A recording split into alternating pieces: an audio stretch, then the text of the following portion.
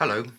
Welcome to episode 151 of Adventures in Pop. And in this episode, I'm going to make a rather wild claim and then see if I can persuade you by backing it up with some evidence. But you'll have to let me know whether I've managed to persuade you. And my wild claim is I've thought for quite a long time. I think I've been kind of germinating this theory that 1984, for those of you who are old enough to remember that year, I'm going to say that 1984 was possibly the best year ever for pop music. That's quite a wild claim, isn't it? This is entirely subjective. This is entirely an opinion. And I want to say before I kind of get into why I think, what are the reasons for me giving you 1984 as the very best year for pop music ever in the world ever. I've got to say, I do think things like this do rather depend on your age. I do think there'll be a year somewhere, from between when you were 17, say, up to about 21 or 22, you'll probably be nostalgic for that year, and you'll probably always regard the music of that year as being the best ever, and that nothing else has ever come close to it, etc. So that's one of those strange things that I think everybody is going to land on a year that probably equates to them being late teens, early 20s. That's just a fact of life, isn't it? Okay, well look, here's my evidence for why I say 1984 was the best year ever in the world ever for the making of great pop music. And some of the things I've kind of listed here are things that emerged out of nothing, new bands, new artists that emerged from nowhere and were spectacular. Sometimes it's bands and artists that we knew already and just had they just had their glorious year in the year 1984. So look, this comes to you in no particular order, okay? And I'm going to start at the bottom of my list, so it's with the slightly less obvious things. Okay, 1984. 1984, I've put down the Smiths. In 1984, they had already released their first album, The Smiths, and I think in 1984, the two singles which I think have been always the greatest in the Smiths canon, I think they were both 1984, which is Heaven Knows I'm Miserable Now and William, It Was Really Nothing. I think they followed on from each other, possibly in the other order of the way I've just said them now. But those were two 1984 singles by the Smiths, and they were both gorgeous. Smiths at their very, very finest, tuneful, sad and funny, and Smithsy. Okay, 1984, Ain't Nobody by Chaka Khan, huge hit. Now, we'd heard of Chaka Khan, we knew a bit about her. Ain't Nobody, I mean, hello. That's one of the great songs of all time ever in the world ever. The next one I put down here, a bit of an odd one actually, for me certainly. The band Japan, you might remember from the late 70s, early 80s, kind of had a bit of a life in the new romantic period, looking like a bunch of idiots.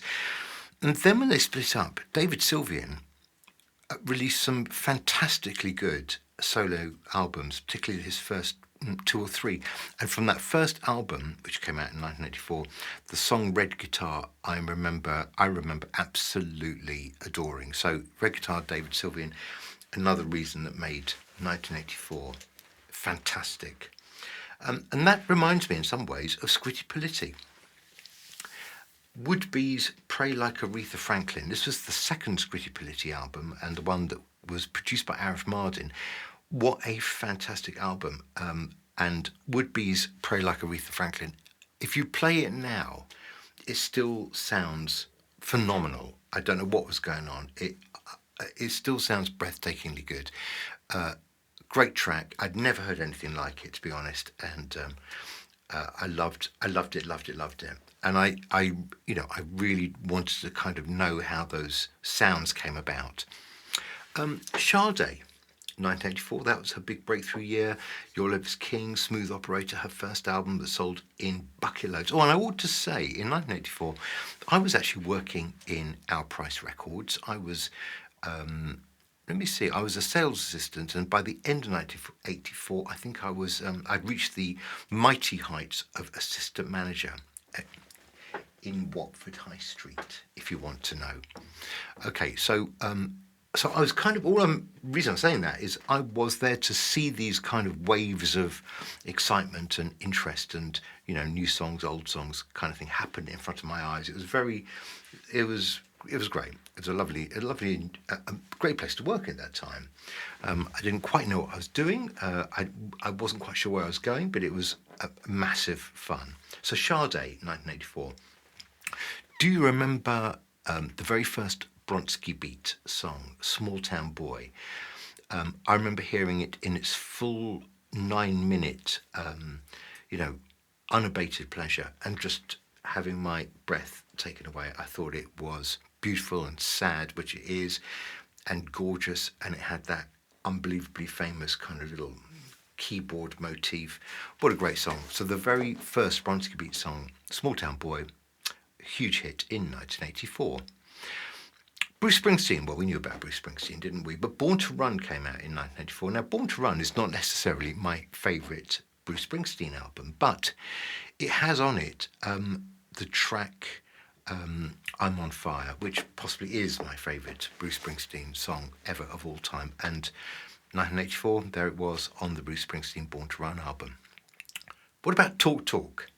Now, I wasn't very fond of the first Talk Talk album called Talk Talk, but the second album, I remember hearing it in full when it first came out, and that was It's My Life. Of course it was. It was called It's My Life, and what a fine album.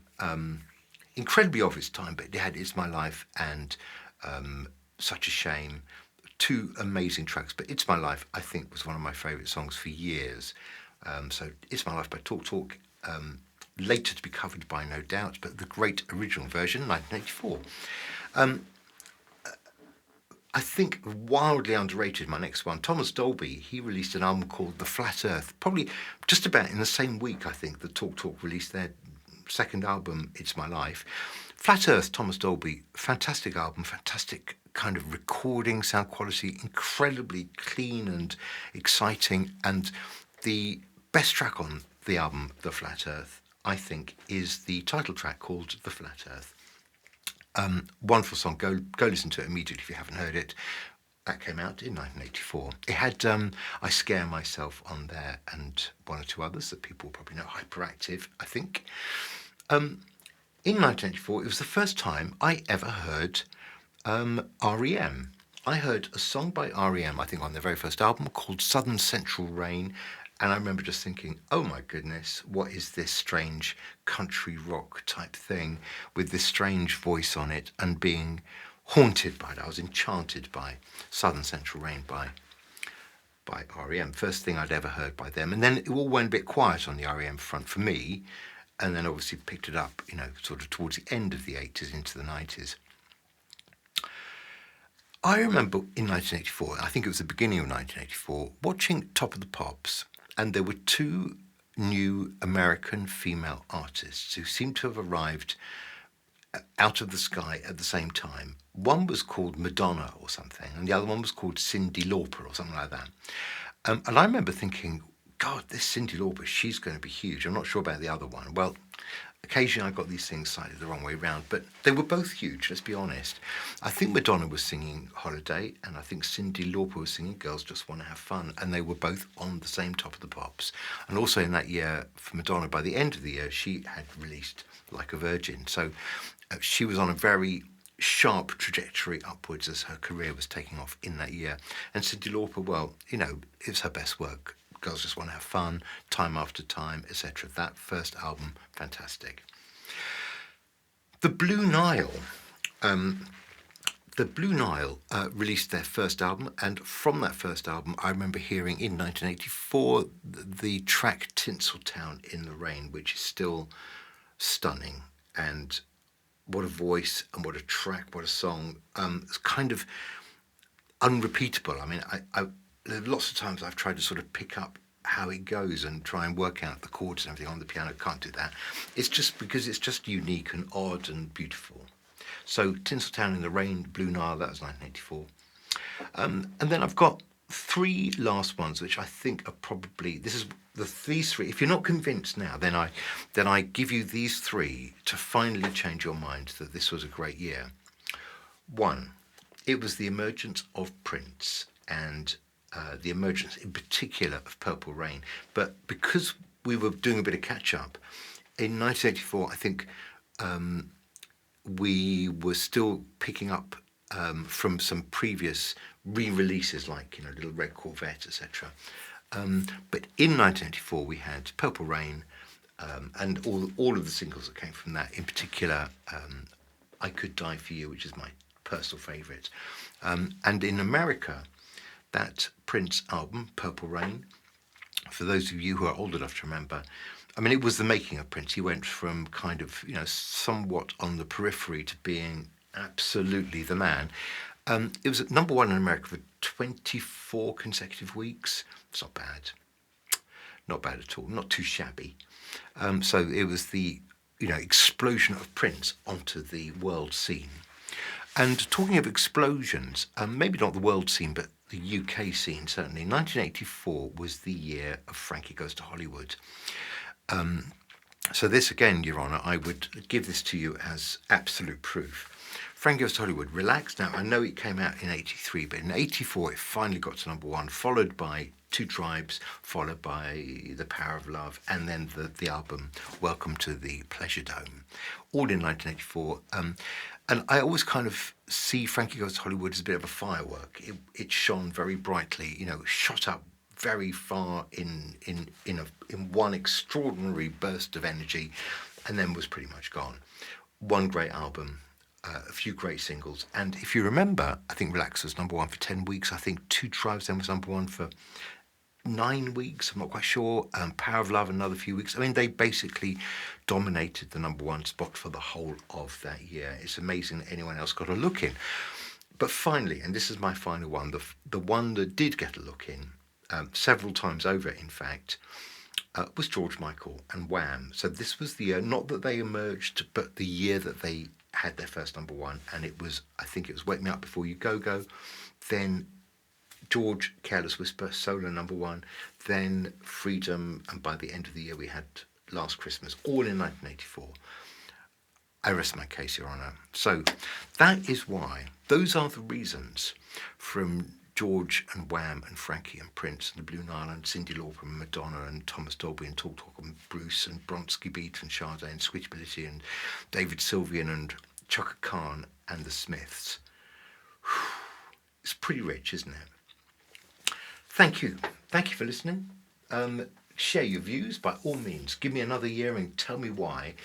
And in the meantime, I'll be back next week with a brand new single. I've got a new single out on the 1st of March, and it is called Lay Down My Life. And you better stick around for that because it's pretty good. You take it easy. It's been a pleasure. Take care. Bye-bye.